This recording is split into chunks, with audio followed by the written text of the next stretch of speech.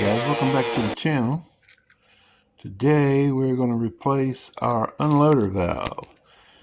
An unloader valve goes right in here, and you probably see a spring sticking out from underneath where you hook your wand.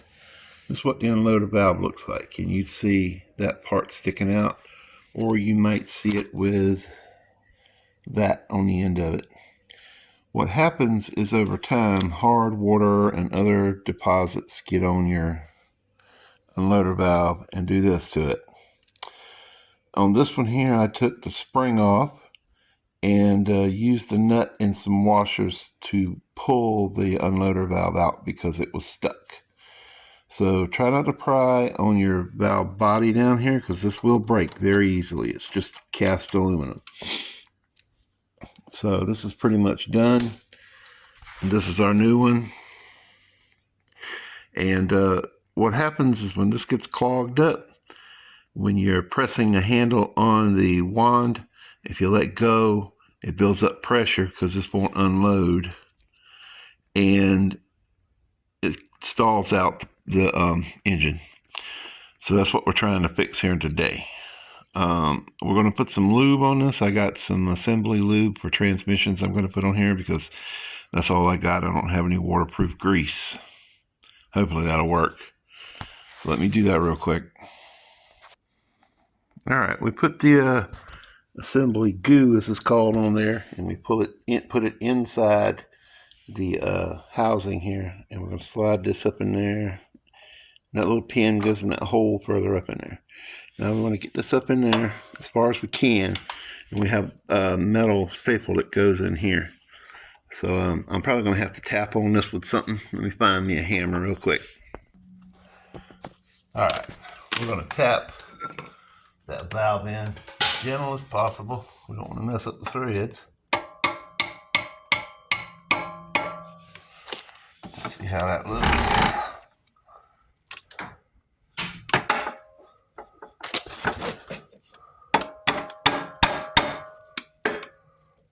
Might have got it. Let me get the staple.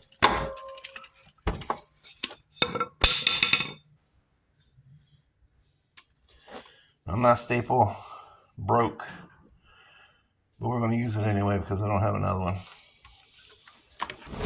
Okay. It went in from this side.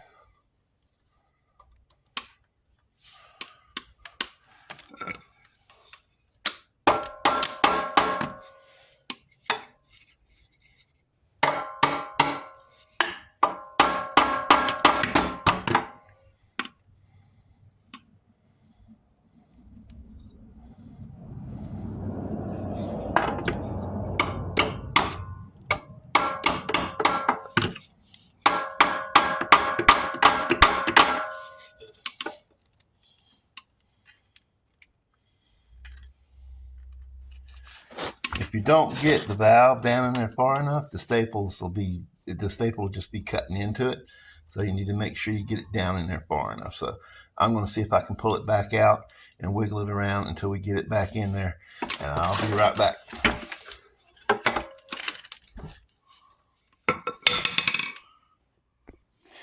All right, I put a jack handle over the threads so I wouldn't damage the threads right here, and I tapped on it with a hammer and got it down far enough to get these pins in. And like I said, this is broke. It's probably spring loaded to help hold that in, but like I said, I don't have another one, so that's what we're going with.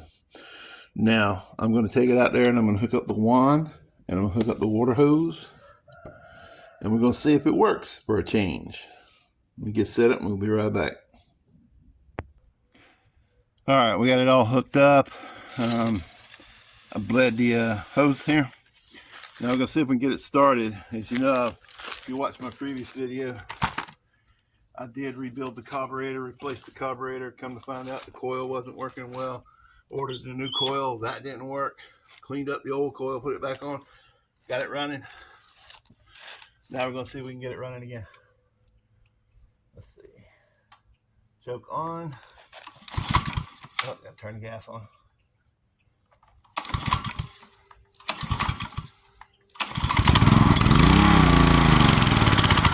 Nope, it choked out again. That's what we're trying to avoid. We might have to do some adjusting here. So let's get it started again.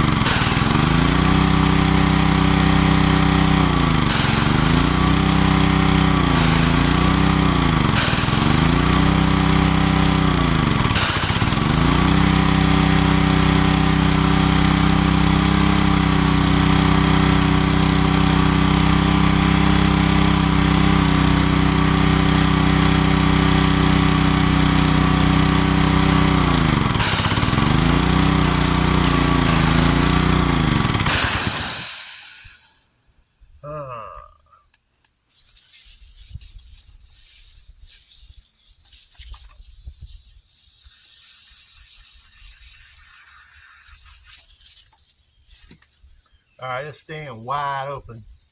So I guess I'm going to need to do some adjusting. I'm really not supposed to be out here doing this because I have a bad back and I'm supposed to be having surgery Monday. But that's okay. I wanted to get this going anyway. So let me see how to adjust this and we'll be right back.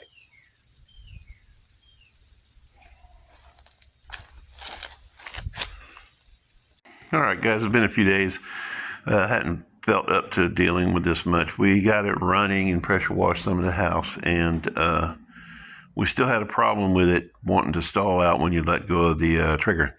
So I did some research and I found out that this right here is in front of the unloader valve. I forget what they call it.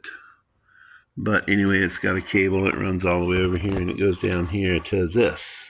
And I've already taken this out and cleaned it up. It's just a spring with a little metal button inside there that's supposed to work off pressure like that. And it causes this to push back and forth.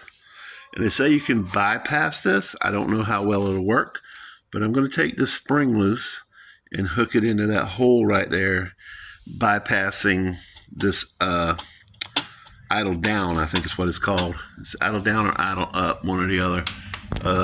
That idle down. All right, so I'm going to do that. I'm going to bypass the idle down, and we're going to see how it runs with pressure.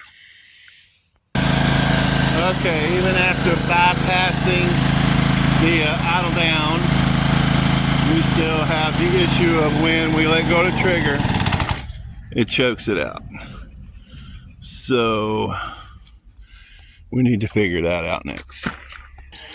All right, I've adjusted the